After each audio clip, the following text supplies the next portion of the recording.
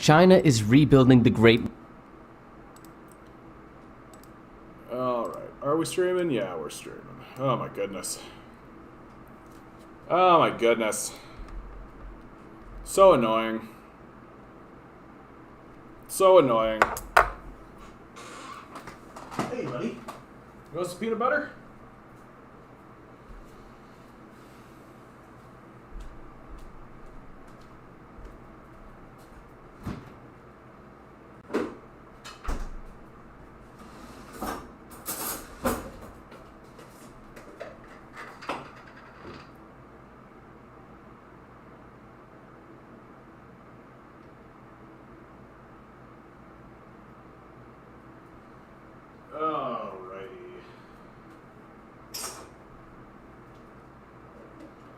We got a chair string.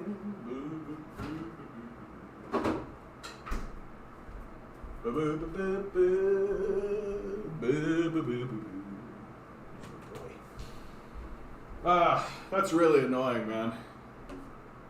The internet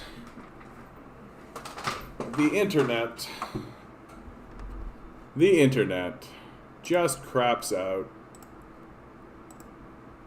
Just craps out. Crappy, crappy internet. And of course I lose all my people. Some tools are meant to be thrown into the tool bag and never used again. Our shitty neolib capitalist internet connections, John. I swear it's the worst here. Yeah, like Canada has the worst internet connection. Like we pay the most and we get the worst services for it, right? Like it's just absolutely brutal. It's absolutely brutal.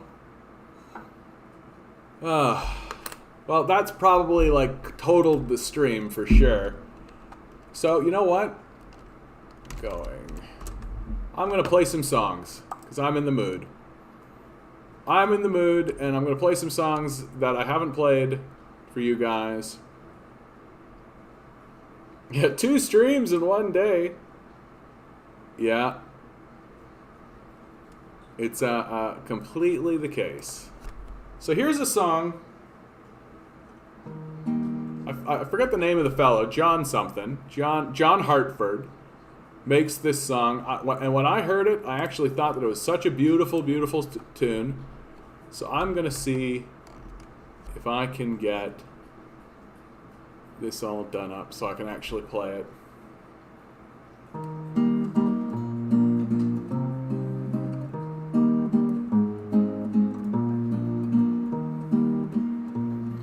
And someday, baby, when I am a man and others have taught me the best that they can, I'll sell me a suit and cut off my hair.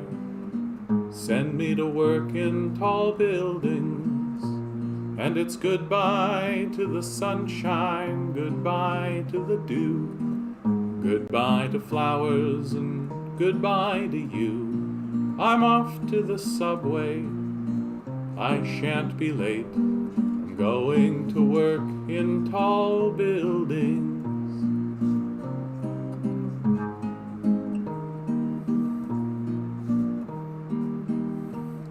Now when I retire and my life is my own, I made all the payments, it's time to go home. I wonder what happened betwixt and between when I went to work in tall buildings. So it's goodbye to the sunshine, goodbye to the dew, goodbye to the flowers, and goodbye to you. I'm off to the subway, I must not be late. I'm going to work in tall buildings. It's goodbye to the sunshine and goodbye to the dew, goodbye to the flowers and goodbye to you. I'm off to the subway, I must not be late. I'm going to work in tall buildings. Beautiful song from John Hartford. I don't do it the justice it deserves. But absolutely wonderful song. I'm going to play another song. I really, really love this piece. This is a song called Good Riddance. Comes from a video game that I love to play called... is this the right version? No. Good Riddance, Hades. Comes from a video game called Hades that I highly recommend to everybody. Highly recommend. If you like video games. Let's see if I can actually...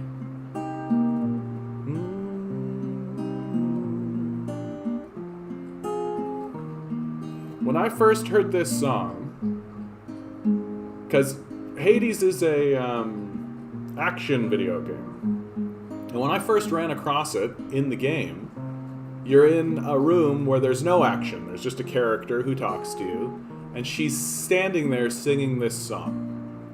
And when I first heard it, I had to stop and I listened to it for maybe about a half hour straight. And I just weeped and weeped and weeped. And so since then, I've always kind of had this song in my back pocket. I'm probably going to have to pause after the second verse and scroll down a bit, so forgive me for that. I'll get that all ready to go. Can I do that with this? Yes, I can. Perfect. And it just captures something beautiful, something effervescent about what it is to live in our society and in our world.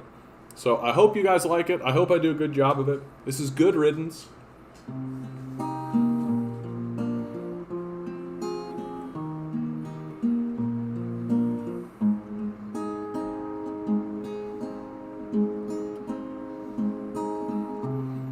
Farewell to all the earthly remains. No burdens, no further debts to be paid.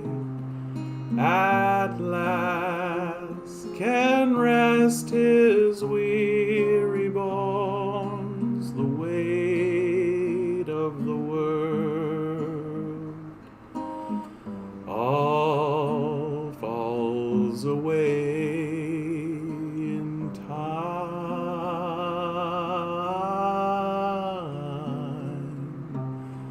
Goodbye to all the plans that we made. No contracts, I'm free to do as I may. No hunger, no sleep except a dream, mild and warm, safe from all harm.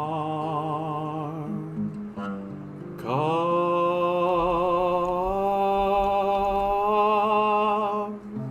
good riddance to all the thieves, to all the fools that stifled me. They've come and gone and passed me by. Good riddance to all.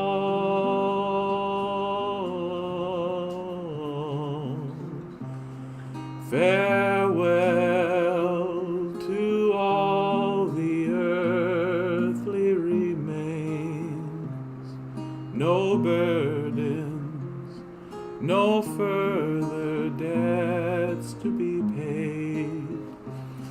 At last can rest his weary bones, the weight of the world all falls away in time.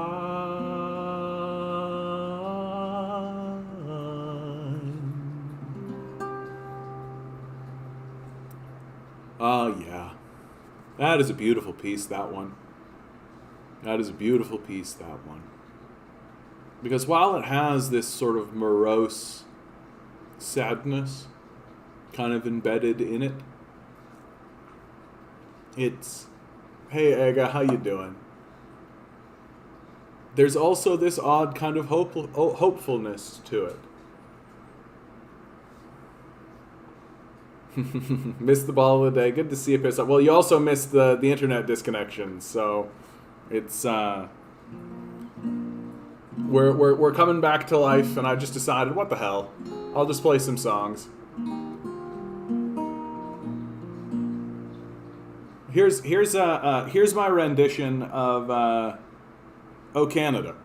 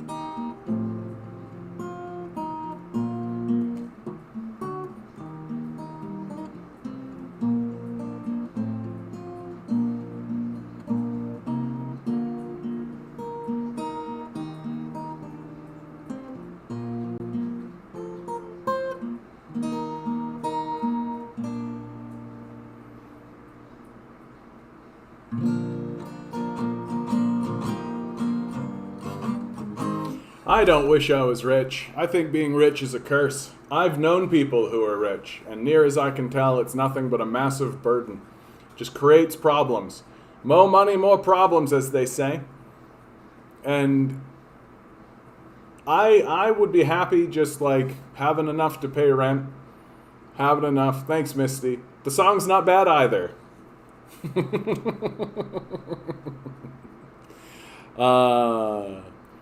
I'm in a kind of a musical sort of a mood. Well, let's hit you guys with the classic, right? The one that I play every day.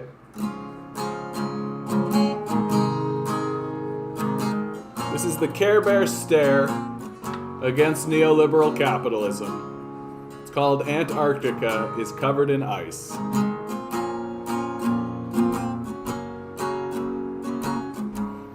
Got asked a question by my niece who's 5 years old.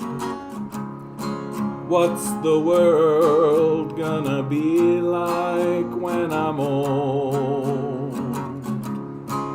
I looked up at the crimson smoke-filled sky. I thought, what's the harm in telling one more lie? I said, everybody's safe, no one's living in the streets. You never need to worry if you're gonna get to eat, and Antarctica is covered in ice, and everybody's happy, and wouldn't that be nice? The burning sun won't leave a paper trail. Why work so hard if it's too big to fail? And what's the point of feeding this machine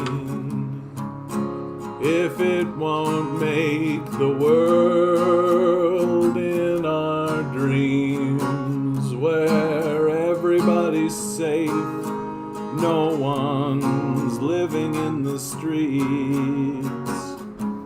You never need to worry if you're gonna get to eat, and Antarctica is covered in ice. Everybody's happy, and wouldn't that be nice?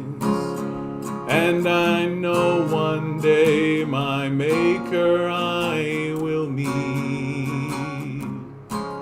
when death's sweet kiss comes and sweeps me off my feet. I hope by then we've learned a little more.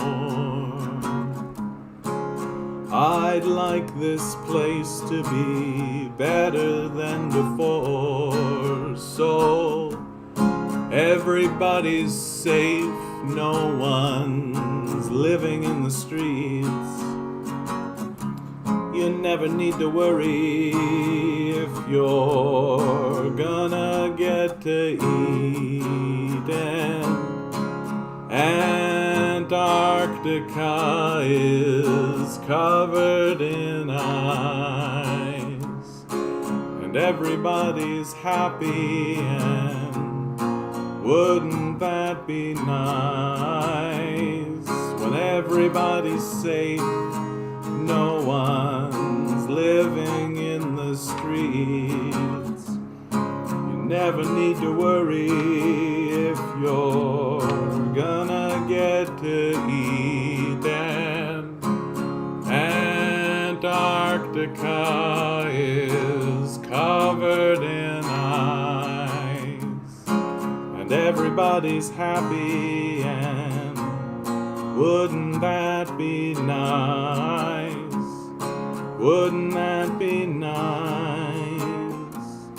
Wouldn't that be nice? Antarctica is covered in ice. Everybody's happy, and wouldn't that be nice? You've inspired me to pick up a guitar again after about a decade. So relaxing. That's very sweet, Misty. That makes it all worth it. Time to join Simon and Garfunkel at another rally. Good to see you, Alan. Good to see you. Wouldn't that be lovely, joining Simon and Garfunkel? You know, guys, I'm going to share a song with you that I don't really like to share. I don't like to share this song because it's very...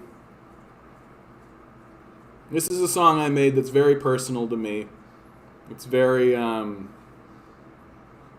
And sometimes I worry that playing this song is kind of a downer. And that's why I keep it locked away. But I feel like the guys in the chat, you guys are the real troopers. And so I'm going to share this song with you today. This song, I wrote this song in my mid-20s. It's called I Don't Remember How It's Supposed to Be.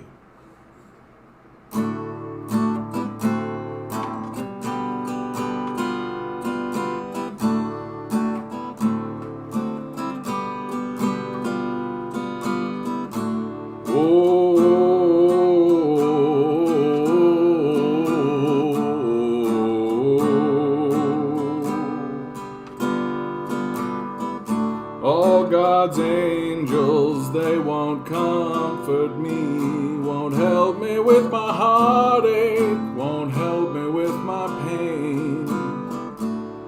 And my demons stopped amusing me, they remind me of my failures, and they'll haunt me till the end. And I don't remember how it's supposed to be. Living life like I was born free. I'm so beat down, I can't find my way up off the ground. And what's a man supposed to do? What's a man gotta say to succeed while still staying true, and to make it safely through each day? and I don't remember how it's supposed to be. Living life like I was born free. I'm so beat down, I can't find my way up off the ground. And what I want with all of my might is to live under God's blue sky. And I'll struggle and work and fight for that right. And I'll be that way until I die. Yes, I will. And all I want is to live like I was born. And all I want is to live like I was born. All I want is to live like I was born. Born free, yeah, yeah. But I don't remember how that's supposed to be. Living life like I was born free. I'm so beat down, I can't find my way up off the ground. Whoa,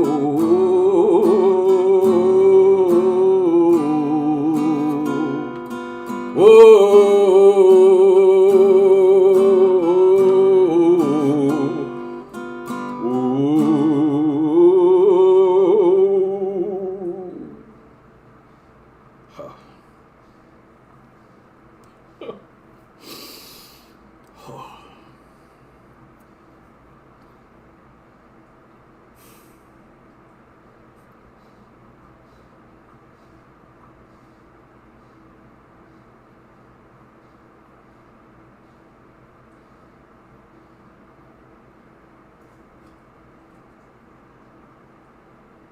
I wrote that song.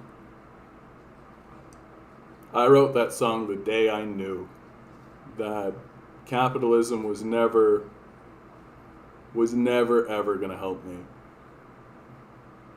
That it was never going to help me. That all I had was my own right hand.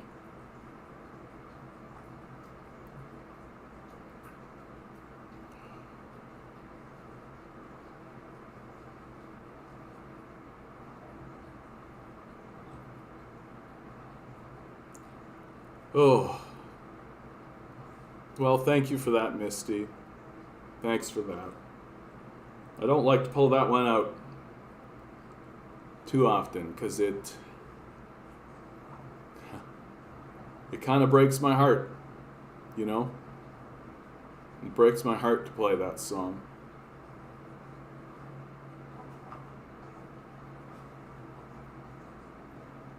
But it's good to do that, you know? It's good. There's a catharsis that comes with it. There's a releasing of negative energy that comes with it. I just always worry that I'm pushing people away with that song. That's what I like about Antarctica is Covered in Ice, is that I can feel that it's bringing people in, and that I can feel that people would listen to that song and feel uplifted somehow. I worry about this piece that it's pushing people away. And I hope, there is a hope there that if it's breaking my heart, I hope it breaks yours too.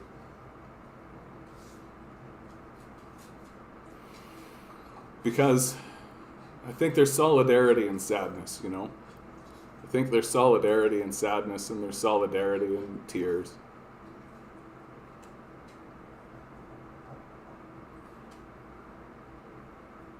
Well, that's good, Aga. I'm glad to hear that. That's good. I'm glad to hear that. Gotta be honest, I'm more a fan of the gloomy music. That song was awesome. Thanks, Dan Boxes. Thank you. Thank you. Ah. Yeah.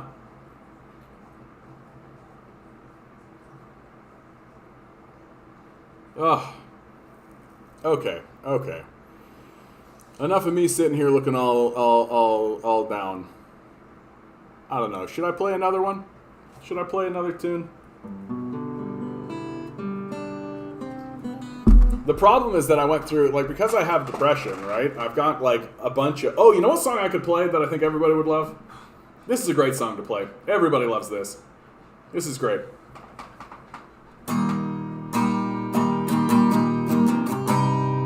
Is that right? Here we go.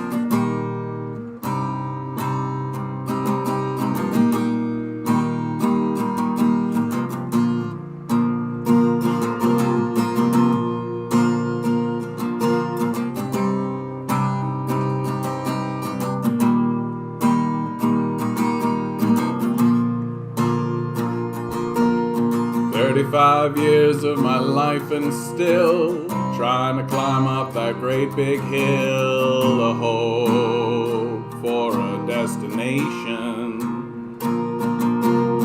Realized quickly when I knew I should, the whole world is made of this brotherhood of man, for whatever that means. And so I cry sometimes when I'm lying in bed just to let it all out and what's in my head. And I feel a little peculiar. And I wake up in the morning and I step outside and I take a deep breath and I get real high and I scream at the top of my lungs, what's going on? And I say, hey, yeah, yeah, yeah, yeah, hey, yeah, yeah. I say, hey, what's going on? And I say, hey, yeah, yeah, yeah, yeah, hey, yeah, yeah. I say, hey, what's going on? And I try, oh my God, do I try? I try all the time in this institution. And I pray, oh my God, do I pray? I pray every day for a revolution. And so I cry sometimes when I'm lying in bed just to let it all out and what's in my head. And I feel a little peculiar.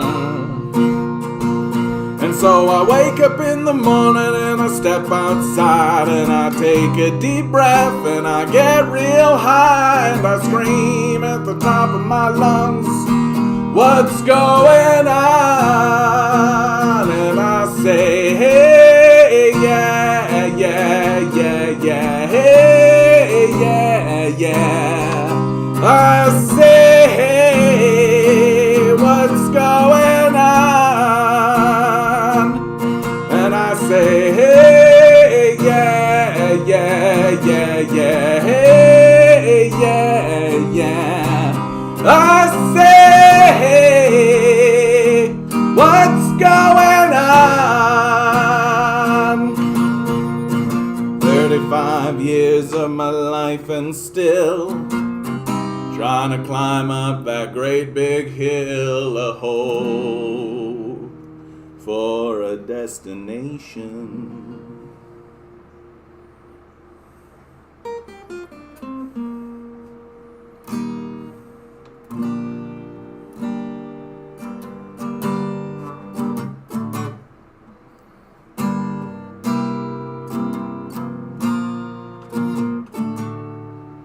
Here's a great one. This one gets back into the gloom a little bit, but this is a Nirvana tune, which I started to play after I after I broke up, I'd been in a relationship for 10 years. And on the 10th anniversary of our relationship, she tells me that, John, I'm a lesbian.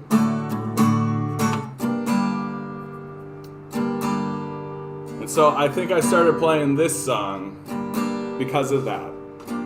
So if you've ever had your heart broken, I think you'll come along with me.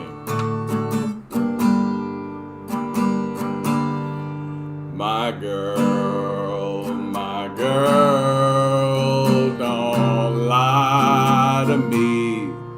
Tell me, where did you sleep last night? In the pine where the sun don't ever shine. I would shiver the whole night through. My girl, where will you go?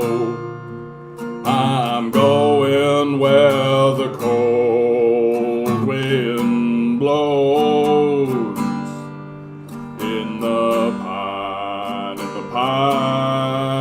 where the sun don't ever shine. I would shiver the whole night through. Her husband was a working man, just about a mile from here. They found his head by the driving wheel, but his body was never found.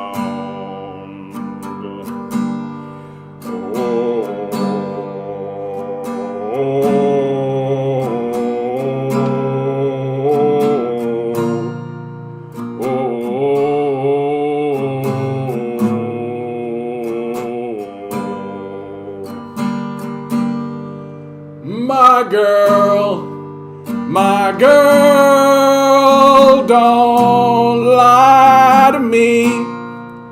Tell me, where did you sleep last night? In the pine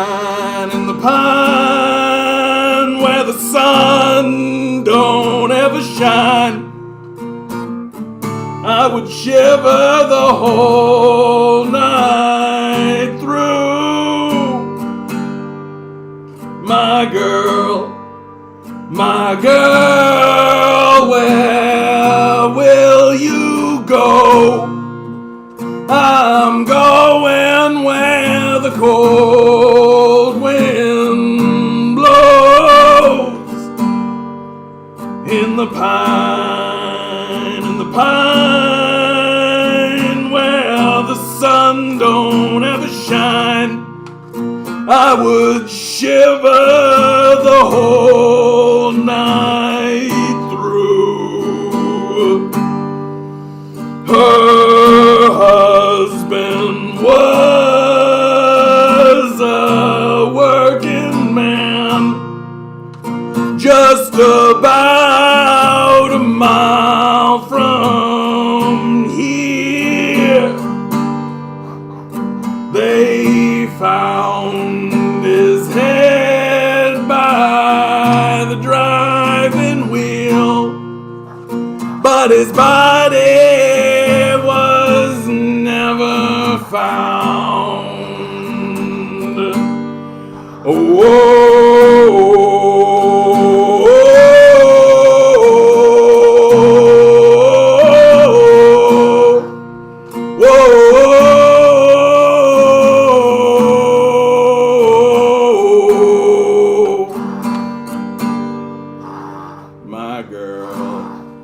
My girl, don't lie to me. Tell me, where did you sleep last night. I gotta go rescue my pug. Gotta go rescue my pug. He's in the snorts. He's in the snorts.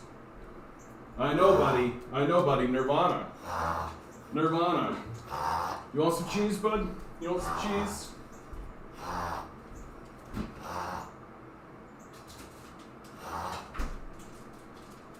Okay, buddy boy. Here, let's give the people a show. What do you think? You wanna help me? Come on, buddy. Come help me. Come give the people a show. Come, sit. Here you go, buddy boy. Huh?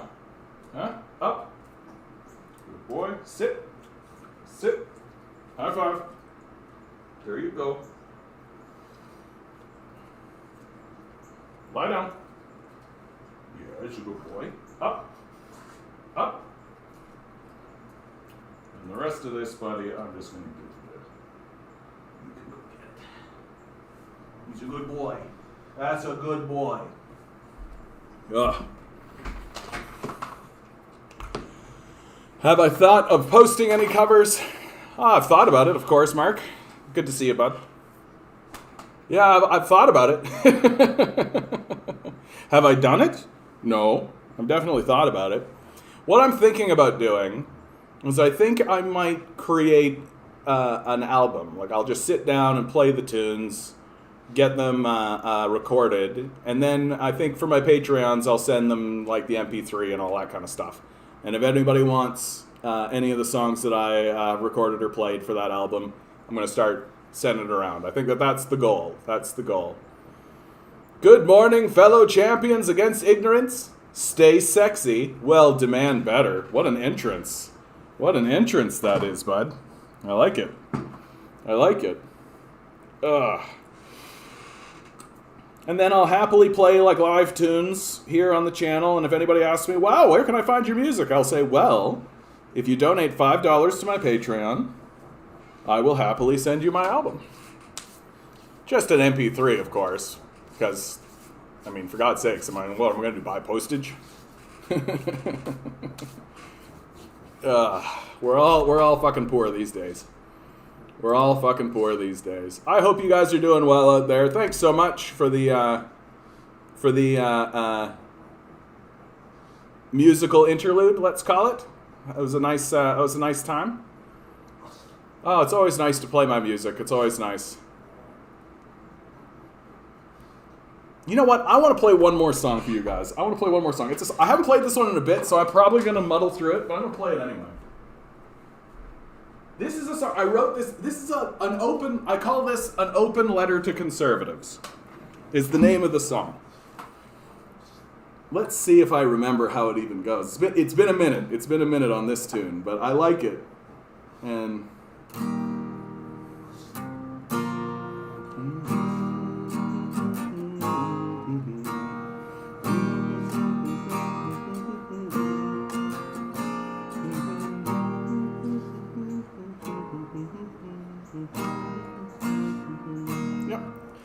This is my open letter to conservatives.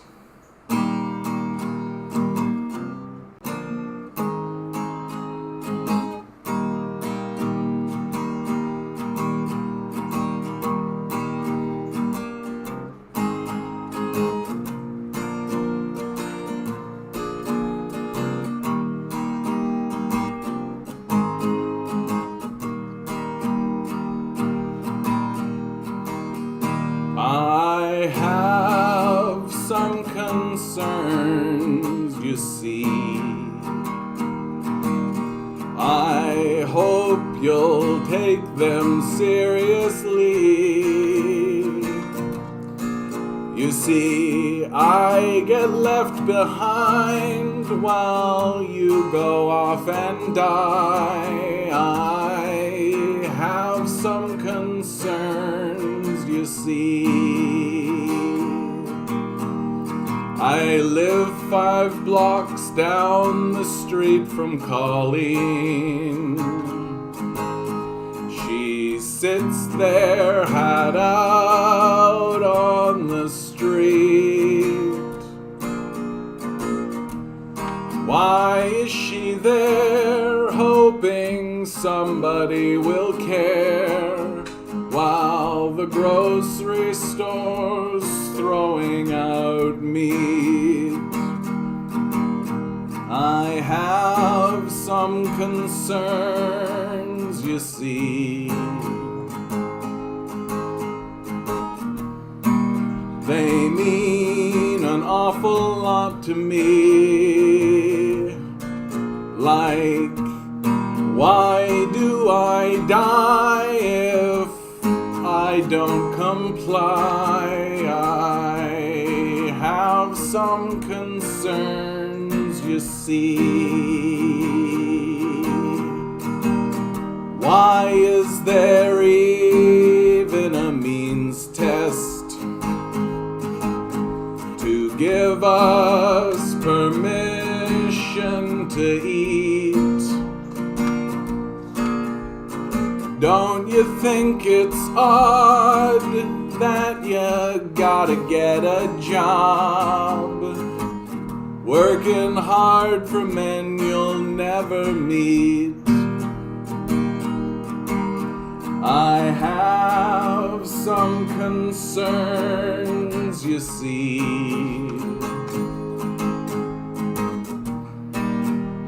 Thank you for listening to me. Life shouldn't be this hard. Stop putting capital in charge. I have some concerns, you see. It's got quite strange that you're still pretending that climate change won't burn down the earth. Capital destroys us all. Its power structure should fall. The burning sun don't care how much you're worth. I have some concerns, you see. I hope you're listening to me. If we can't see eye to eye, could you hurry up and die? I have some concerns, you see. If we can't see eye to eye, could you hurry up and die?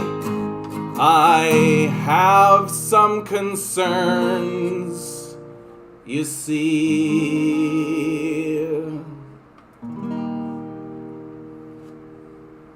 Yeah, I don't spread that one around very often. You guys seem cool, though. You guys seem cool, though. This has been a weird stream, this one.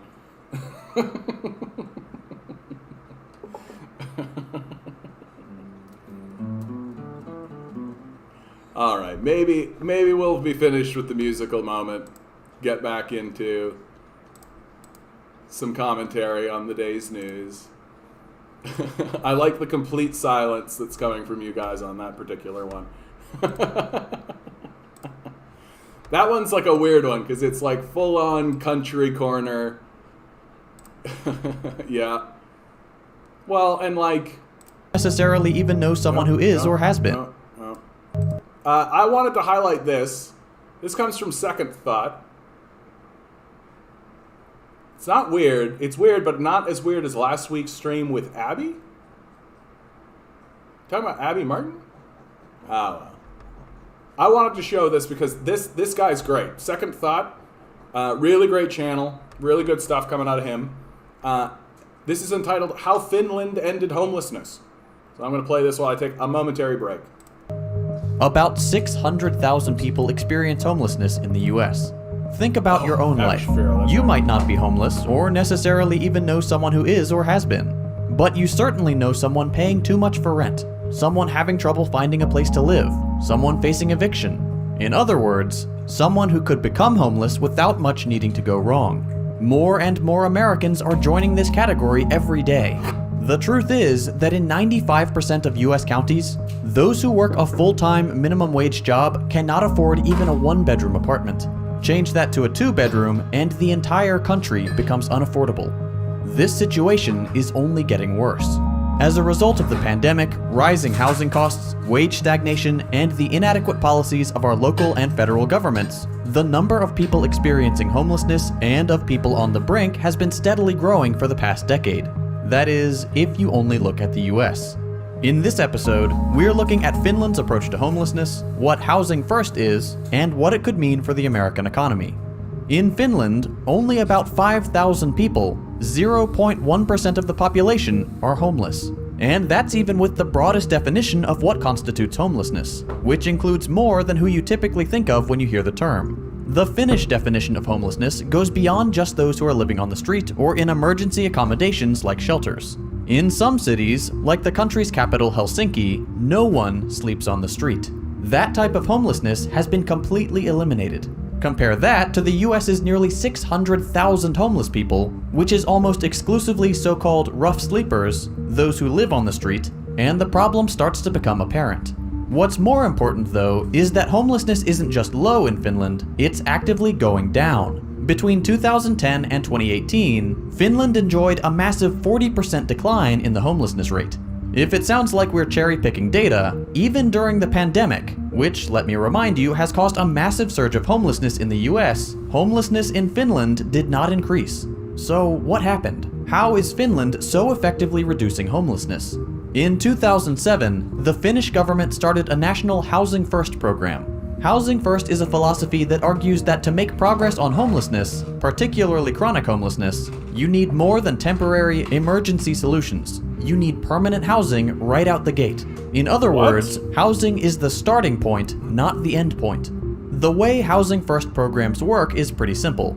People experiencing homelessness receive independent housing immediately, without having to first fulfill mental health, sobriety, income, employment, or other requirements. Once they're housed, support services are offered, not imposed, and over time, the newly housed begin to finance part of the cost of their housing to the degree that they can afford it.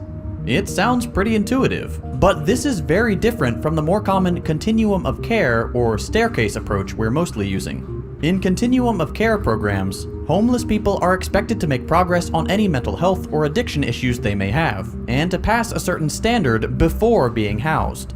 In this system, housing is at the top of the staircase. These individual changes that these programs require are the sorts of things that are incredibly difficult to address when you are still contending with the anxiety of not having a home, possibly still sleeping on the street. In these continuum of care programs, only once you have demonstrated some change, which we should keep in mind is incredibly difficult to achieve without housing stability, do these programs graduate you into housing arrangements. First shared housing, and slowly over time independent housing. To some, continuum of care approaches sound great. That is, in theory. They map onto our society's values of meritocracy, of security. Only those who are deserving get access to the prize of having a home.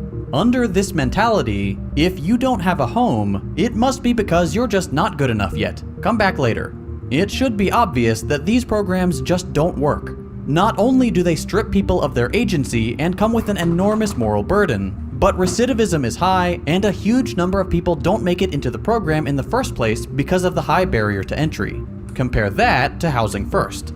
In the initial study on Housing First, back in 2003, a randomized trial of the two approaches decidedly shows the strength of the new program. Around half of the initially homeless group were accepted into permanent housing, regardless of their eligibility according to other programs, and they were then offered tailored and optional care for their individual circumstances. The other half went through conventional channels, and at the end of the trial, the results were clear. The Housing First group spent more time in stable housing, less time hospitalized, and results carried over for longer than when homeless people went through the continuum of care path.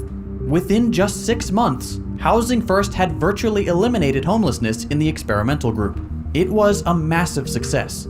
That first study was in New York, and inspired by its promising results, the EU ran its own pilot programs in 5 European countries with the same outcome: secure, long-term housing stability. And now that it's become the official national policy of the Finnish government, we've seen just how much good this can achieve. It is abundantly clear that this approach works. Despite all of this, some of you might still be skeptical. Forget for a second that housing is a universal right we are all entitled to, that it is baked into the Universal Declaration of Human Rights, which the US has signed onto and agreed to provide in front of the entire international community. Forget that this— Since when has the United States given a shit about the international community?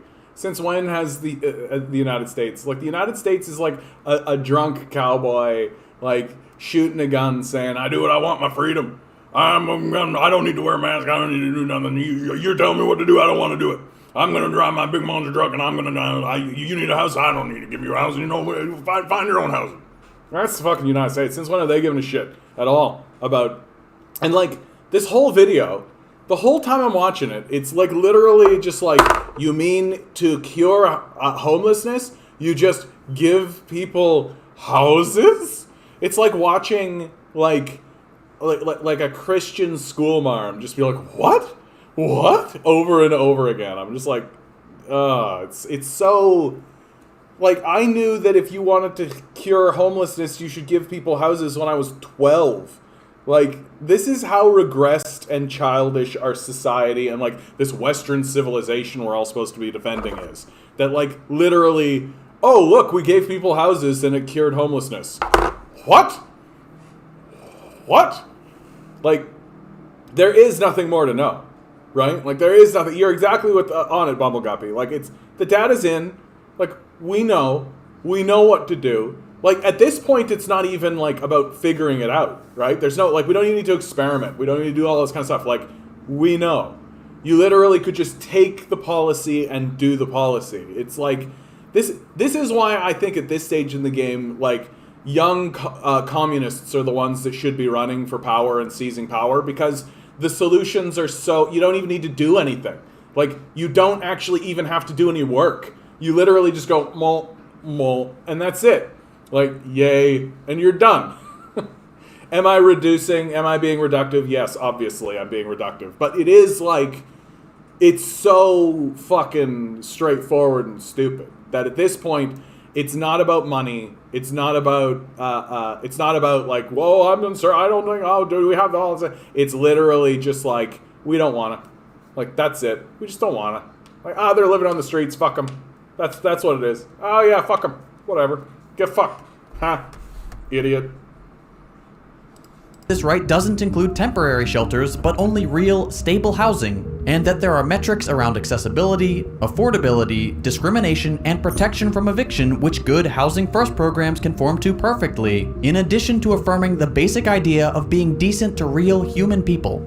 You might still wonder about costs in the wealthiest country in the world that regularly provides housing subsidies mostly to the wealthiest people in the country through mortgage interest tax deductions costing the American people, I don't know, $70 billion a year, or close to 25 times what is set aside for homelessness programs at the federal level. Imagine all that incredibly important stuff doesn't matter. It's gone. Forget about it.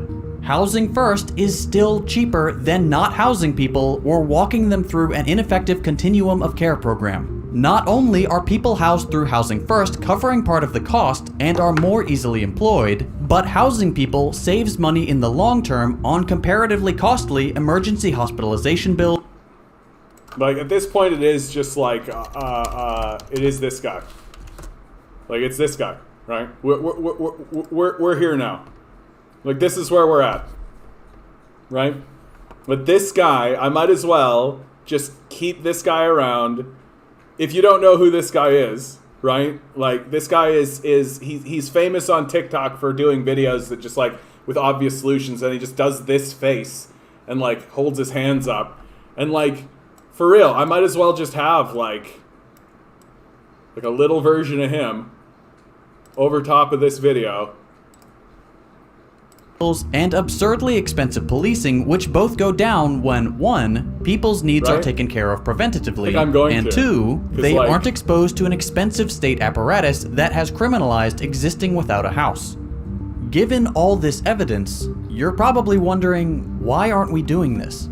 To be fair, there are some small-scale examples of this in the US. The US Department of Housing and Urban Development does fund certain homelessness programs, some of them with the Housing First methods. However, these programs are only robust in a few cities and states. But no matter the nature of the program, whether it's Housing First, Continuum of Care, or something else, funding is far too low. The HUD's budget and municipal aid funds have steadily declined over time, and as a result, programs scrape together a budget from the general public and several different local and federal funds, rarely ever amounting to— It wouldn't let you type upper class?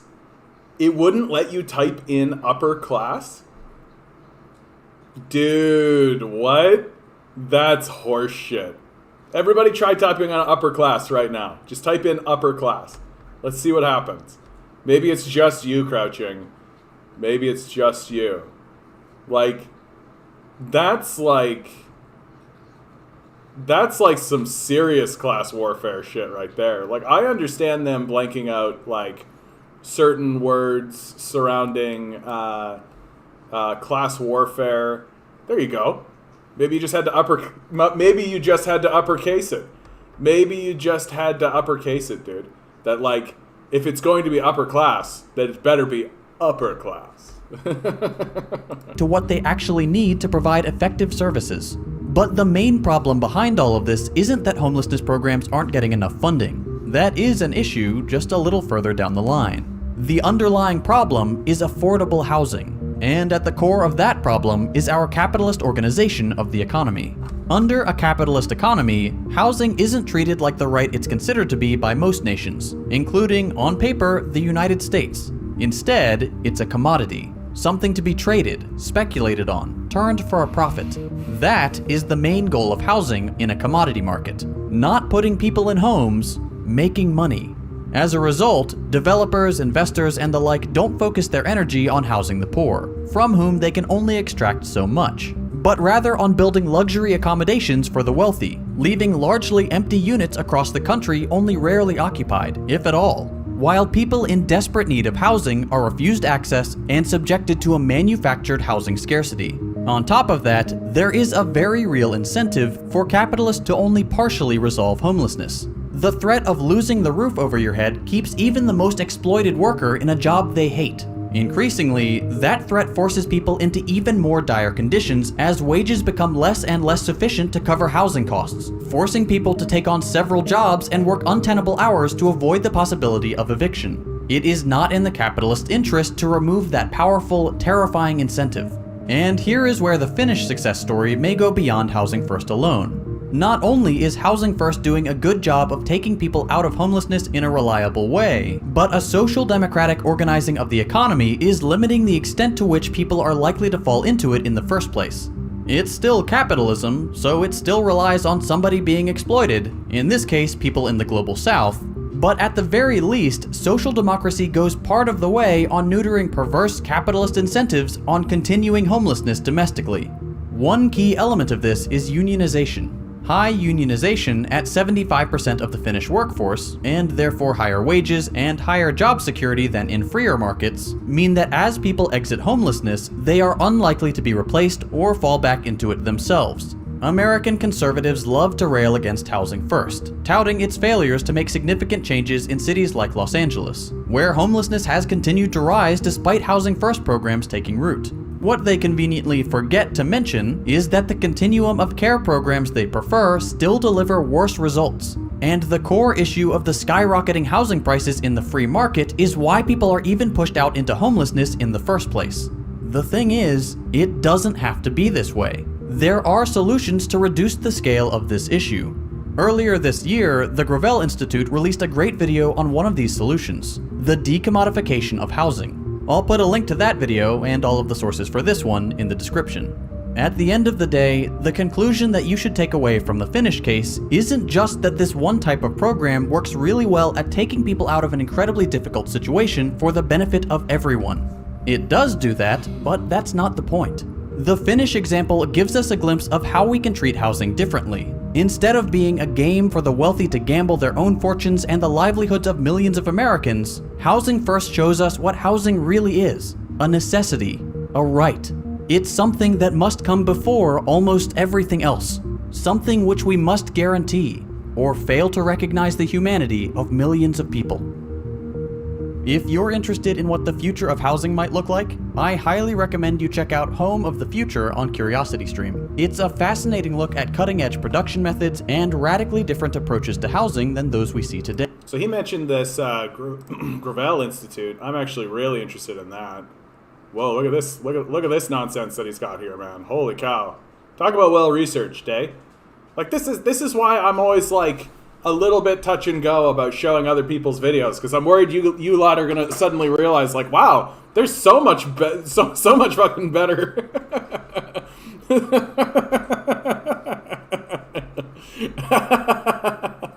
Where is that Gravel Institute one, dude? I want to see that Gravel one. That's what I'm interested in. Oh yeah, like PragerU is just like a dangerous like psychopath trying to convince you that like the way a society. I bet you it's the YouTube one here. I nailed it. Look at that. First try. American housing is in crisis. Right now, up to 12 million Americans are behind an average of $5,800 on rent and risk eviction. With eviction moratoriums soon to expire, we're facing an unprecedented wave of evictions and foreclosures that will crash straight into millions of struggling families across the country. But the truth is, this crisis didn't begin with the pandemic. In fact, housing has been in crisis for a very long time. Even before the pandemic, in places like New York or Los Angeles or San Francisco, median rents for even one-bedroom apartments could approach $2,500 a month or more. About a third of people in Los Angeles spend a majority of their income on housing. Come on. In New York City, about 20% of all renters pay most of their income to their landlord. And in my district, Astoria, about a quarter of residents have to spend most of their paycheck on rent. And the crisis isn't just in big cities. In 95% of all US counties, workers making the minimum don't make enough to afford a one-bedroom rental on their own. I was just about to say exactly that, The Hartford Center for Housing Crutcher. Studies warns of a new normal for housing in the United States, in which nearly half of all renter households spend almost a third of their income on rent. That's why even before the fallout from the coronavirus started to hit, more than 500,000 Americans nationwide were already homeless, millions more on the brink of losing their housing, and countless families struggling every month to make ends meet. At the root of all of this suffering is the fact that in this country, housing is treated as a commodity, not a right. It's a consumer product, just like clothes or cars, that private businesses can sell on the market to make a profit. And if someone isn't able to pay, either because their landlord raised their rent or because they can't work for one reason or another, they're not able to stay in their homes. If they're lucky, they can live with friends or family, or maybe in transitional housing for a bit. But for a lot of people, they have nowhere else to go, and they end up sleeping on the streets. In December 2019, the number of people sleeping in homeless shelters in New York reached 19,000 people, an all-time high. 100,000 New York City students are homeless. That's more than 10% of the entire student population. Why do so many people end up homeless? It's not because there aren't enough homes to go around. There are plenty of empty homes. No, it's because housing people is not the primary goal of developers or landlords. Their goal, simply put, is to make a profit. And it's much more profitable to build luxury apartments for the rich than decent homes for the poor. This gives us a big shortage of homes for ordinary working people. For every 100 households that are extremely low income, there are only 36 affordable and available homes. As a result, we have plenty of housing for the rich, but poor and working class people don't have nearly enough on the market. So we have people scrounging to make ends meet or sleeping on the streets right below luxury condos and uninhabited apartments. This is a terrible way to organize a housing market. It might be profitable for landlords and developers, but it's not efficient or beneficial for the rest of society. In fact, housing doesn't have to be seen as a market at all. In other countries, housing is considered a fundamental right, like education or healthcare. That means the government goes to significant lengths to guarantee everyone has a home, and the market plays a much smaller role in the construction and distribution of housing. BreadTube Thought Leader of the Year, but thought spelt like, what's going on there, Demand Banner? You got a little crush on Second Thought? Is that what's happening? Do you guys remember when Mike Gravel stood on the debate stage beside Clinton and Obama and Biden and called them all terrifying? You remember that? That was so fucking baller. I fell in love with Mike Gravel right there. I was big into Ron Paul during that period of time, but like Mike Gravel, he came out and said that, and I was like, something's Mike Gravel. I rather like this Mike Gravel fella, calling these fucking psychos in front of everybody. I'm more of a beard tube leader. They don't really like me on bread tube. I don't get any traction on bread tube. I get decent traction on beard tube though. So let's hop across the pond and about 100 years back in time to take a look at just one example of how an alternative housing model got started in beautiful red Vienna. At the end of the First World War, the Austro-Hungarian Empire collapsed, leaving behind a number of successor states, including modern-day Austria, home to the former imperial capital of Vienna, the fifth largest city in the world.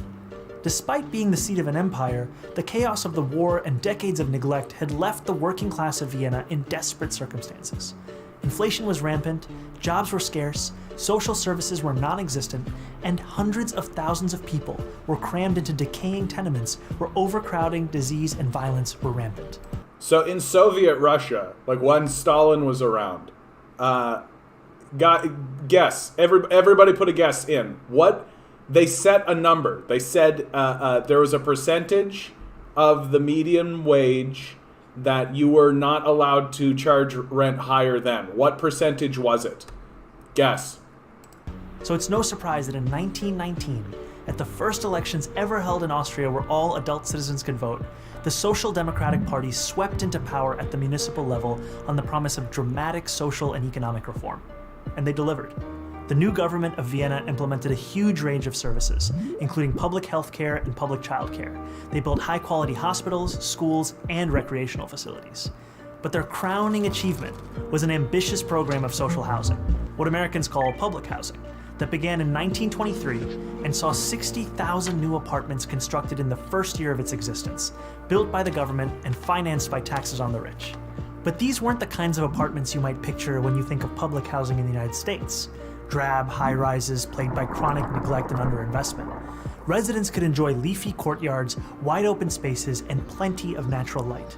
They had shared laundries, state-of-the-art kitchens, food co-ops, bathhouses, pharmacies, lecture halls, schools, and swimming pools. These apartments were designed to be both beautiful to look at and beautiful to live in, fostering a sense of shared community among the people who lived there. So we got Aga saying 10%, Alan saying 15%, Crouching saying 8%. Mark and Demand Better, you want in on this? Or are you feeling like that's a pretty good range, right? What is the percentage of a wage, of the median wage, that in Soviet Russia a landlord was allowed to charge? So we got 10%, we got 15%, we got 8%. The actual retail value, 4%. That the number was 4% of your wage. So imagine if you were spending 4% of your wage on rent right now. That's what it was like living in Soviet Russia. And the best part was that because the city didn't have to worry about but communism never works, guys. Just about paying off their maintenance costs, these homes were both much nicer and much cheaper than what workers had previously known. In 1926, the average rent in Viennese social housing was about just 4% of a monthly wage. Right. The first 15 years after Austrian independence saw its capital transform from a symbol of urban blight into a beacon of socialist governance. It became known as Red Vienna, after the official color of the socialists who had pioneered these changes. And even though Red Vienna fell in 1934 when the country was seized by fascists, who did what they could to roll back social housing, that commitment to good, cheap housing remained after the Second World War. Today, an astonishing 62% of all city residents live in social housing, with the average monthly rent falling somewhere between $400 and $600 a month, with subsidies for lower-income tenants. That is a fraction of what people in America pay. Unlike in the United States, where public housing is treated as a worst-case way to house the very poor, Vienna's social housing residents are extremely diverse. No society got away from money. That's never that's actually not happened, right? Like you could probably find like an example for like maybe a 5 or 6 year period where some city or some like small community did away with money, right? Like that. But in the nation-state system, it's not happened. Even the Soviets still used money. That, like, it's too convenient. There's a convenience. Money brings a convenience that people like. There's something that we like about it. And if suddenly there was no money, I feel like people would be, like, really... I don't know what people would be like, you know? Like, what would people be like if there was just, like, no money in the system whatsoever, right? And what's so funny is that, like, the capitalists say, like, well, people wouldn't do X, Y, or Z, they wouldn't, blah, blah, blah. And I'm like, I don't know if that's a problem. Like, why is it a problem that people would stop doing certain things, you know? Like, capitalists always rise up to the defense of, like, oh, people will be less productive. And it's like, okay, but what are they being productive at? Right? Like, if they're productive at something that's harmful, maybe they should stop that. And if we are incentivizing people to do something that's harmful with money, maybe we should stop that. I don't know. I'm sort of on the fence about the money issue, you know? But I've seen lots of interesting arguments one way or the other about whether or not money is a good idea. I mean, my feeling generally is that, like, we made it up. Like, it's something we invented, right? Like, we should literally sacrifice not one thing for money. That money outside of just being a way to track how goods and services have moved around. Like, if money existed in, like, the government, for the government to just kind of keep track of its own actions, and regular citizens never had to interact with it, like, it was just sort of this underpinned kind of thing that was just sort of always there, but the citizenry never really was aware of it, I'd be like, yeah, okay, like, that sounds great. You know, I've talked to people who live in China who they say that, like, they don't really keep track of, like, money is not a part of their life because it's all just sort of this underpinning kind of thing that's there, but, like, they don't need to worry about it, right? It's not an aspect of their life that they think about. Because the system is built so that all of these things, like the housing is taken care of, the groceries are taken care of, like all this stuff is just kind of taken care of. And if they wanted to do some kind of big major purchase, well, then they would have to go into a bank anyway and talk to somebody anyway about a major purchase. And so then I guess you could deal with it, but it's not this, like, overwhelming, horrific, like, looming thing such that exists here in the Western world, you know? And I'm just like, I don't know. Let's just get rid of it. What do you think? Everyone except the top fifth of the population is eligible to live in social housing. This means there's broad appeal across many segments of society, I know, right? Which creates the foundation for its political popularity. That is how the majority of people in Vienna enjoy something that's considered almost utopian here in New York. Affordable housing that isn't just cheap, but desirable. Housing that isn't just four walls and a roof, but a real home, with a sense of stability, safety, and community built in. Now, of course, this is only one example of an alternative framework for housing, and Vienna has not fully removed housing from the domain of the market. Residents still pay part of their earnings in rent to cover operational costs, and a sizable chunk of the population lives in private housing. But it's an actually existing alternative that shows us what a step toward a better world could look like. If we want to end the housing crisis, the solution has to be moving toward the full decommodification of housing. In other words, moving away from the status quo, in which most people access housing by purchasing it on the market, and toward a future where we guarantee high-quality housing to all as a human right. So how can we do it? We can start by making sure people who access housing on the private market have ironclad protections against abuse and exploitation. But to go further, toward the Vienna model, we'll have to go beyond the market. We can establish community land trusts to gradually buy up housing on the private market and convert it to community ownership. We can give tenants a right of first refusal to buy out their landlords when buildings go up for sale. And we can fully commit to a new era of social housing, ending subsidies for luxury housing development and using our wealth to build beautiful, high-quality social housing projects that offer good homes and strong communities to everyone. We won't decommodify housing overnight, but we know what we have to do, and we have history to guide us. And we know how we'll get there, through a movement of the multiracial working class organizing for the better world we know is possible. And we've already begun. I'm Zahran Mamdani, Assemblyman for New York's 36th Assembly District in Astoria, Queens, for the Gravel Institute. Yeah, guys, imagine if you want to cure homelessness, you need to give people homes. And if you want there to be homes available for people, you need to make them available, right? This guy didn't go as far as I'm willing to go on this, but like, capitalists are worthless, right? Like, they're completely worthless. And this idea that we can organize our society by completely subserviating ourselves to these absolutely worthless capitalists who are doing everything they can to completely dismiss the serious social issues that exist in the society, like, it's bananas. It's completely bonkers. I actually said, I was talking to someone recently online about the boomer question, right? The question of, like, because, like, the OK Boomer kind of movement, or the moment that happened there, where the Gen Z kids started to say to the boomers, OK Boomer, and, like, just try to move them on. And so I get into this conversation, and their response is like, well, not all boomers, right? Well, not all boomers think this way, and not all boomers are dismissive and all this kind of stuff. And at the end of the conversation, I really came out with this question. And I think it is a question that's worthy of analysis, right? Because sure, like, not all boomers, right? All that kind of stuff.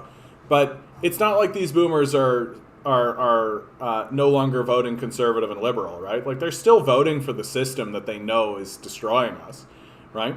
But the larger question, and the question that I think is far more interesting, is how did a generation convince itself to abandon its own children, right? Like, it is undeniable that the boomer generation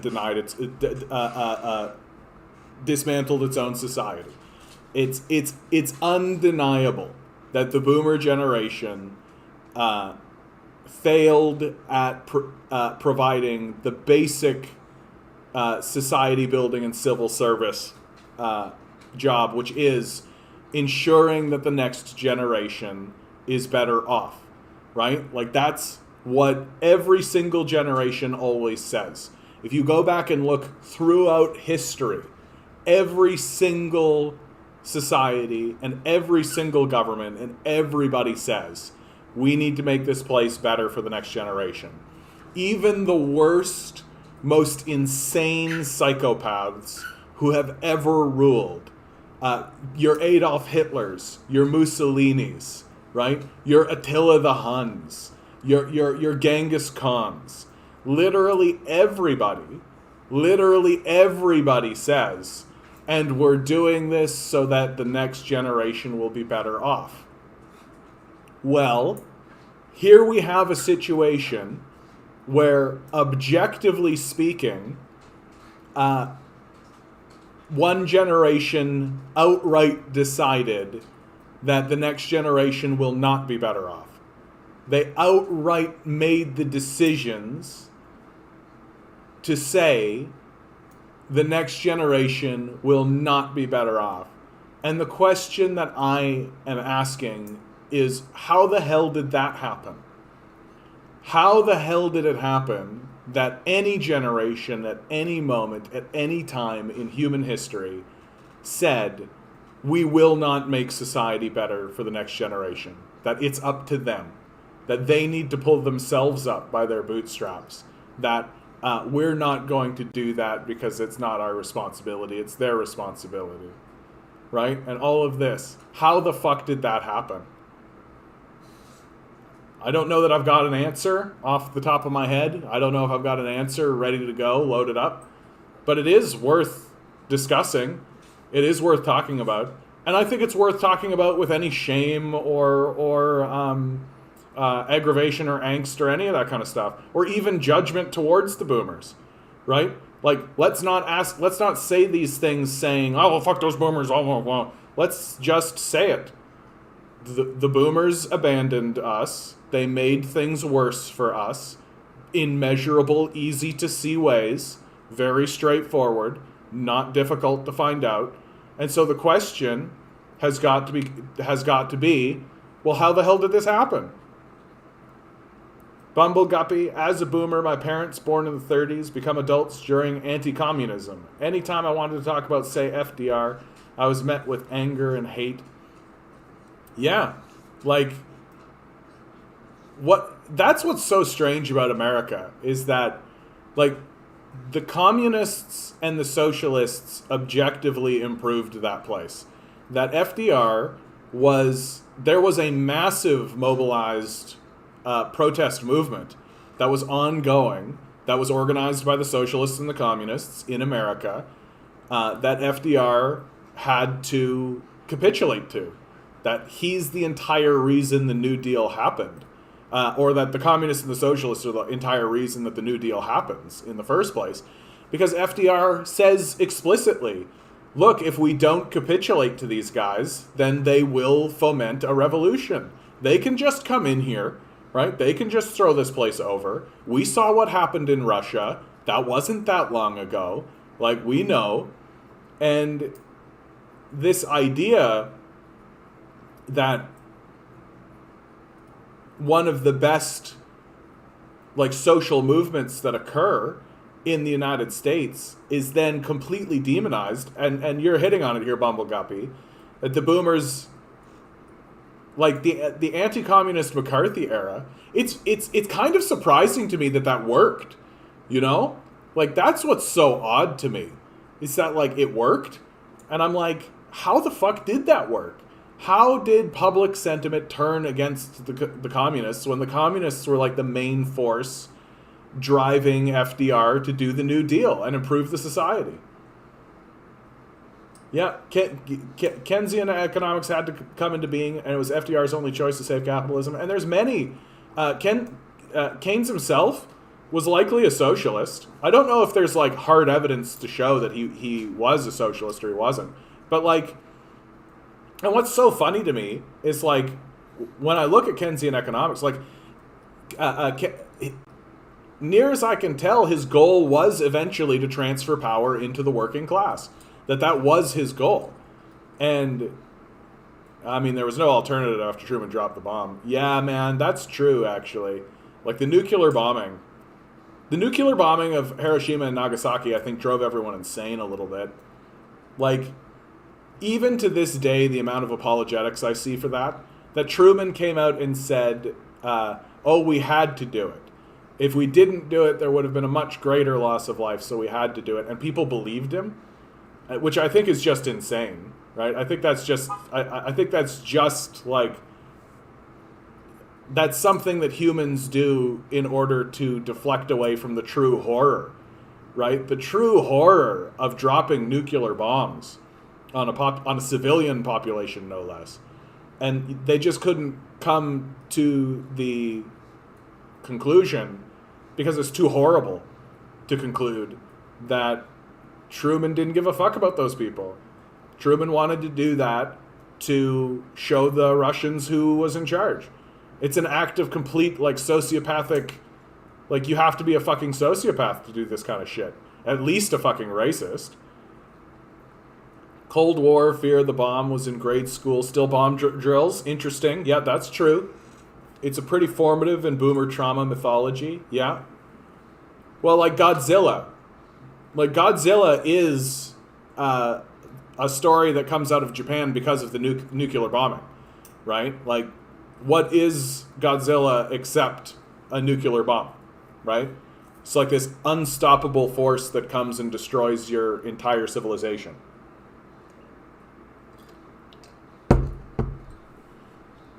It was a trade-off. Keynesian was enough of a nugget, and many were tired of the protests, that they took whatever looked good.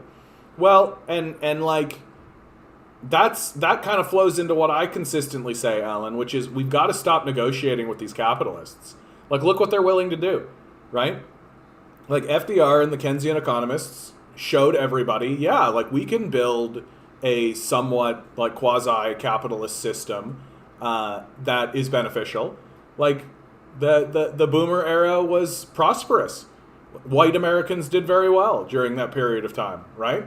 And if it had have continued that way, it would have continued to be like a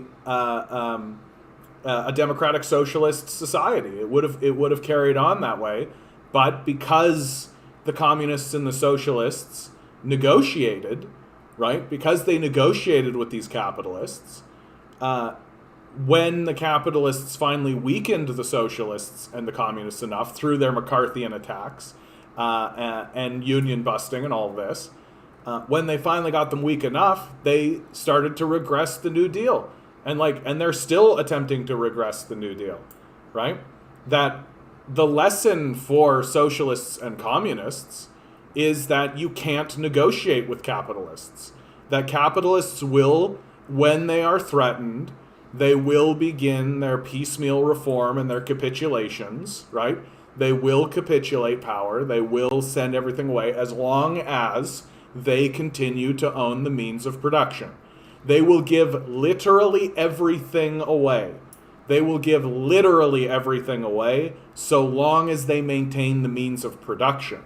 That you can have reduced hours, higher pay, longer breaks, more vacation time, more security, old age pension, child care benefit, daycare, cheaper rent, like all of this. They'll capitulate all of that so long as they own the means of production. Right? As long as you do all the work and they do nothing, they'll capitulate everything for that arrangement to be maintained. And as long as you negotiate with that and allow that to be a negotiating chip that they get to keep, then they will inevitably destroy your society again. And we know that's the truth because we watched them do it, because we witnessed it. We saw it with our eyes, right? That if we actually look at the history of the United States, you see a history of capitalists capitulating everything and then working as hard as they could to dismantle and regress the society back to a collapsed, close to, at this point, neo-feudal state.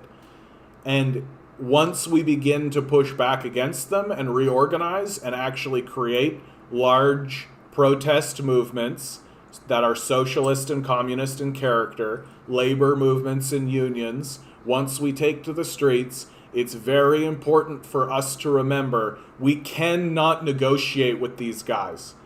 Capitalists are sociopaths. We need to get the means of production away from them. They need to go away, and they cannot have it back. Very straightforward. And that is not a negotiation. That when they begin to capitulate to us, when they begin to give us things, we say, that's great, means of production, please. And they'll capitulate more, and we'll go, that's great, means of production, please. And they'll capitulate more, and we'll go, that's great, means of production, please.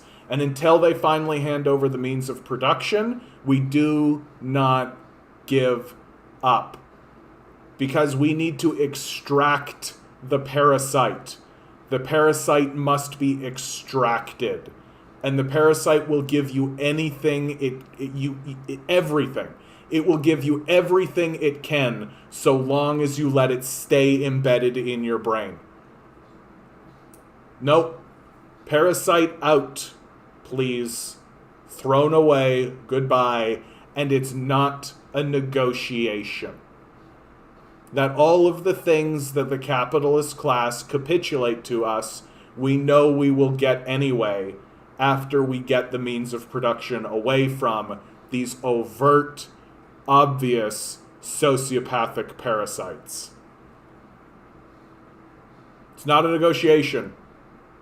This and that to me is the core key message that needs to be constantly said about this communist movement that we're building now. It's not a negotiation.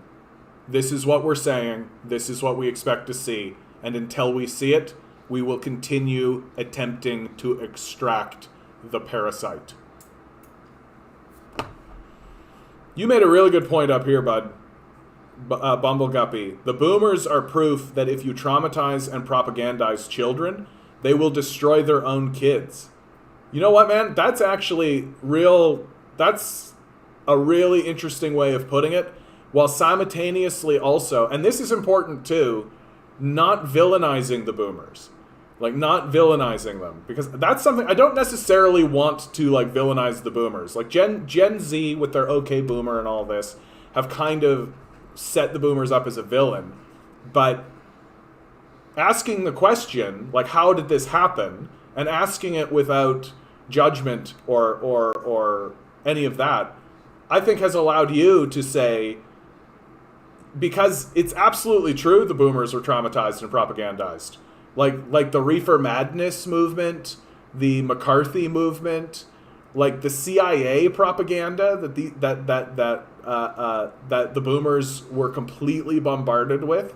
Television, somebody said that earlier, that television was part of it, and like just this constant bombardment of propaganda, and all of that was very new. Like, it's a very new way to propagandize somebody, and that the people who are doing it, the CIA and the FBI and the State Department, are doing it as a method to control the populace, but aren't thinking about it in any kind of long-term sort of a way, right? That they are seeing it just in terms of, okay, well, this is how we'll control the populace today, and we'll continue on with that today. And we're starting to see the enormous negative consequences of doing that. We're seeing the negative consequences of traumatizing and propagandizing people.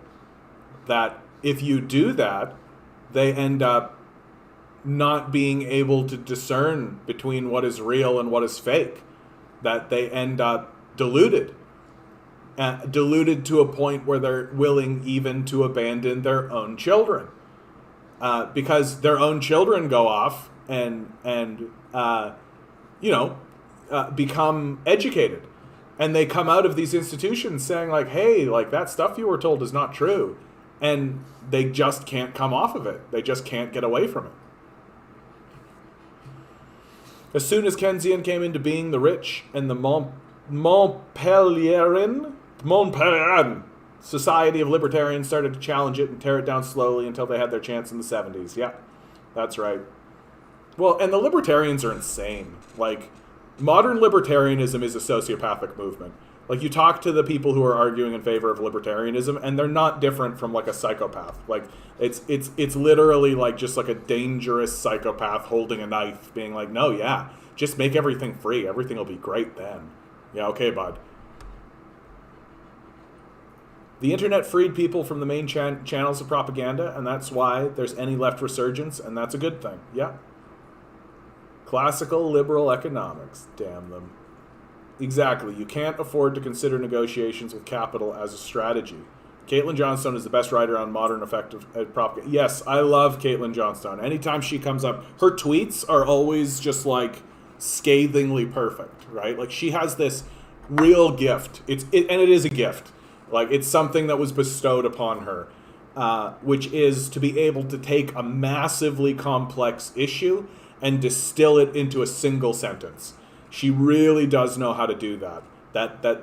And there's something mystical about her, that she has been given this real gift of where she can just take a needle and just slide it right into the right spot to make the whole thing collapse. She's really, really good at that. Existential comics has that skill as well, where they're able to take very complex and difficult ideas and just articulate it in very small kind of sentences. In a way, the writers of the Beaverton know how to do that too. That their headlines are always, always, always spot on. If a bit formulaic, but always spot on. Always spot on. Well, guys, speaking of spot on, we have reached the end of this. We've reached the end of this. I'm giving my pug some more peanut butter because he's such a good little boy. Yes, he is. Here you go, buddy. I think it's time to say goodnight. Just remember, guys, each and every one of you is a divine being standing in divine energy. The billionaires spend hundreds of billions of dollars to make you forget it. Don't let them. There's no one above you. There's no one below. We are all in this together. Good luck. We're going to need it.